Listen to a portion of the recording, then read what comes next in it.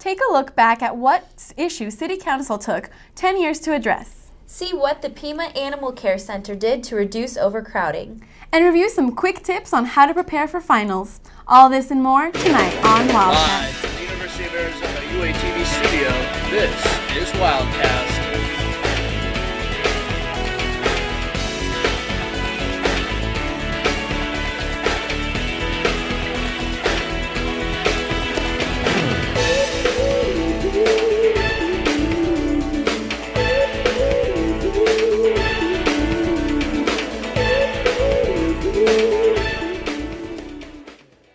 Farina Nafarrate. And I'm Danielle Carpenter. Thanks for joining us tonight on our last show of the year. Yep, it's the last one. That time of the year is here already. It came by so fast. I can't believe it. Yeah, it's going by fast. It's going to be 2014 already. I can't believe it. And I start prepping for finals. Yep. A 10-foot menorah stands on the mall in honor of Hanukkah. A group of students along with a rabbi gathered on Tuesday night to light the 7 candles and pray. Afterwards, there was dancing and food. According to Rabbi Yossi Winner, the menorah is a symbol of religious independence, happiness, and thanksgiving. The first day of Hanukkah fell on Thanksgiving this year, which will not happen for another 70,000 years. This menorah is said to add a bit of holiday diversity to our campus, along with the many Christmas decorations around campus and university. An ongoing controversy in the Tucson community was finally addressed earlier this year. Let's look back at what Wildcast reporter Max Ephraim had to say about the resolve. The Ronstadt Transit Center is being considered for redevelopment. Since first discussing the idea in 2003, Tucson City Council has been waiting for the right time to tackle the issue. That time has come with the revival of downtown. Developers and new businesses are starting to invest again in the city's future, and foot traffic is hitting unprecedented levels. The center sits smack dab in the middle of downtown, cornering 6th Avenue and Congress. Tucsonans have complained that such a prime piece of real estate is being underutilized and requires the city's attention. There appears to be 3 main different views involved in this discussion. One that says, leave the transit center as it is, don't move a brick. Another wants to see the center moved out of downtown. And the third believes that Ronstadt simply needs some moderate improvements. Margot Susko's business, Hydra, is just right across the street from Ronstadt. After 19 years of operation in that location, she says she is ready to see a change in the transit center. Most of the people I know that take the bus are thrilled about the Ronstadt Center getting a little facelift. And if we can do that in a combination where, again, we can get better use of the space and mixed-use retail, as a retail business myself, I would be thrilled to have that across the street. Members of the Tucson Bus Riders Union, on the other hand, are content with what the transit center has to offer. We feel like if it's not broke, don't fix it. There's a lot of people that feel that it should be redeveloped and that there should be retail and stuff like that there. But we believe that it's a public space and that rich people shouldn't get richer off of it. The option of relocating the transit center has been nixed by the city council as of right now, but there are still some reservations by members such as Paul Cunningham on how the next steps towards making a decision on this matter should be taken. Right now, I think we should walk away, reassess, and let the process happen organically, where folks kind of dialogue about it a little more offline, and maybe we can come back to the table in a few months and get something that's good. City Council member Steve Kozachik instead believes the city should move forward right now by at least seeing what developers can bring to the table. There's no reason that we have to wait for more information. We just spent almost 8 months gathering information. The City Council is expected to reconvene on this matter in January.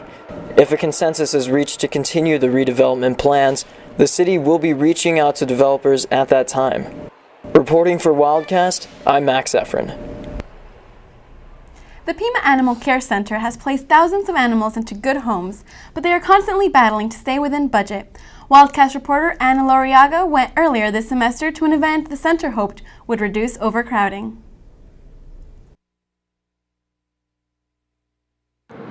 This is Teddy, a lovable, happy, and very lucky dog. Teddy was adopted by Megan McCauley from the Pima Animal Care Center. Teddy was marked on clearance and cost $25 after only being at the shelter for 2 months. Megan claims if she had not adopted Teddy, his future would have been cut short. Ted told us that There was a no-kill shelter, but I think definitely at some point they would have had to because their kennels were full to the brim. Many of the animals at Pima Animal Care Center have been there for only a few weeks. However, this is verging on too long. The shelter, built in the 1960s, ideally serves around 450 animals. Today, it is serving 790. As well as serving a maximum amount of animals, Pima Animal Care Center is well understaffed. They rely on volunteers to just get by. Justin Gallick, PAC's shelter manager, discussed how volunteers were the backbone to the shelter. As the manager for almost 5 years, Gallick understands the importance of their free help, especially in regards to staying in budget. Pima Animal Care Center is a state-run entity and receives state funding. A new county bond-a-lichen package, which would include funding for a new animal shelter, is in the works. Unfortunately, the bond package will not be up for election until 2015 or 2016. So the question arises, how will the community help Pima Animal Care Center until new funding comes?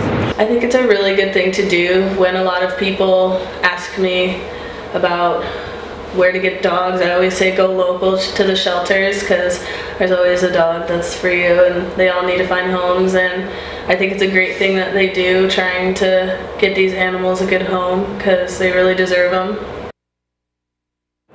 I am Anna Loriaga, reporting for Wildcast.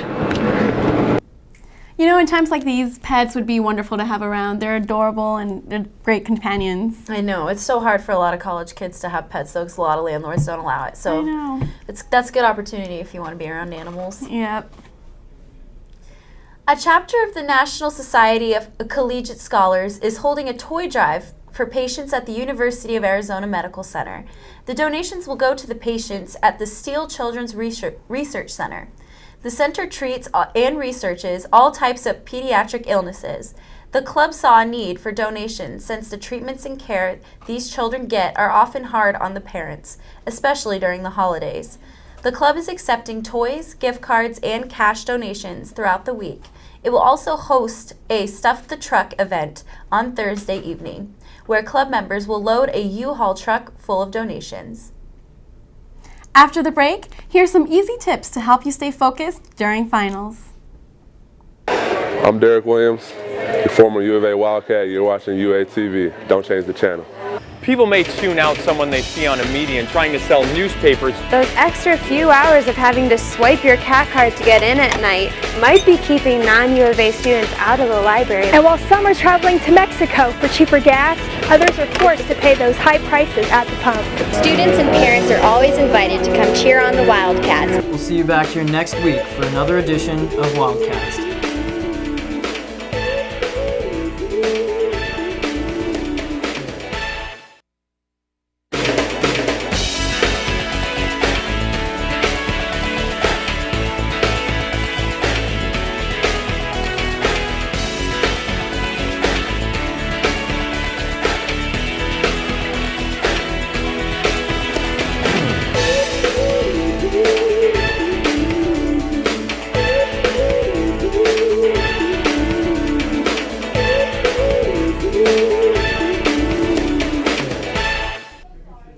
Welcome back. It was a cold and chance of rain day today, and the weather doesn't seem to be clearing up. We'll turn over to weather reporter Shay Sorensen to see if the cold will stay with us through the weekend. Shay? Good evening, Wildcats. More rain is in the forecast, and we can expect that to roll in tomorrow and linger through Thursday. Temperatures will also plummet as this trough digs down into the southwest. We can expect tomorrow's highs to sit around 64 with a low of 47. For Thursday, temps will be even chillier with a high of 54 degrees and a low of 33. We can expect highs for the rest of the week to be in the mid to upper 50s. These cold temperatures won't be leaving us anytime soon. Next week, another trough will dip into Arizona, which will continue to pull down cold air from the north. All I can say is to dress warm, bundle up, and enjoy the winter weather. That is all I have for you, Wildcats, and enjoy the rest of your week. Thank you, Shay. With the cold comes Christmas, and the Christmas lights are finally going up for the Winter Haven Festival. However, the familiar hayrides may be gone for good. The festival's committee and board decided to ban horses and mules at this year's event. The decision came after concerns were raised back in 2006 when a girl died at the Tucson Rodeo Parade. Vendors plan on switching the animals for tractors, but high insurance rates have discouraged them. Now, several vendors are out of a job for the season. The festival is set to start Saturday, December 14th. It is a free event, but visitors are encouraged to donate canned food items for the community food bank. Finding an open parking meter is hard at the U of A. And finding enough change to fill up your parking meter is often even more of a hassle. Wildcast reporter Hannah Polinick took a look earlier this semester at an app that may have come up with a solution to your parking problems. 2012 alumni of the University of Arizona's Eller College of Management have invented a mobile app that allows you to pay for metered parking. Austin Weiss, Thomas McGuire, and Ross Schenken came up with the idea after repeatedly having to run back to fill up their parking meter while eating on University Boulevard. The app is available for free for iPhones and Androids. To use the app, first register your vehicle and credit card information. Then, enter your meter code, the amount of time you'd like to park, and press Agree. When finished, a 35-cent convenience fee will be applied to your total, and an enforcement agent will be notified of your transaction. The app has received mixed reactions among Tucson residents. I don't really carry around change that much or cash, so just the other day, I couldn't pay for a meter on University because I didn't have anything but my debit card with me and my license. So it would have been a lot more convenient if I could pay with an app and my card. I have concerns about the whole GPS positioning, being tracked. I like to be more anonymous than that. The City of Tucson and Park Genius will end their 3-month pilot at the beginning of November. City of Tucson Parkwise Program Administrator Donovan Durbin said that the program has been successful at introducing Tucson residents to new ways to pay for metered parking. This winter, the city plans to replace all current meters in the downtown and university areas with meters that accept alternative methods of payment. As for Park Genius, the trio plans to expand to several other cities and build partnerships with local businesses. Reporting for Wildcast, I'm Hannah Polinick. Final exams are upon us, and students all over campus are feeling the pressure. Here's a look back at some simple tips Wildcast reporter Karen Lizarraga had on how to reduce stress and focus on your exams. Finals are fast approaching and students are nowhere to be found except at the library. As the stress begins, the habits get worse, either from cramping up the material or not understanding it at all.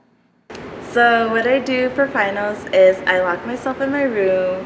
Sometimes I watch TV, but I know I shouldn't be. And from there, I just dedicate myself. I'll sit down and I'll be like, I need to do this. According to healthcenter.com, research has shown that between 40 and 60% of students have test anxiety at some point, and 26% of students indicate that they almost always feel anxiety before a test.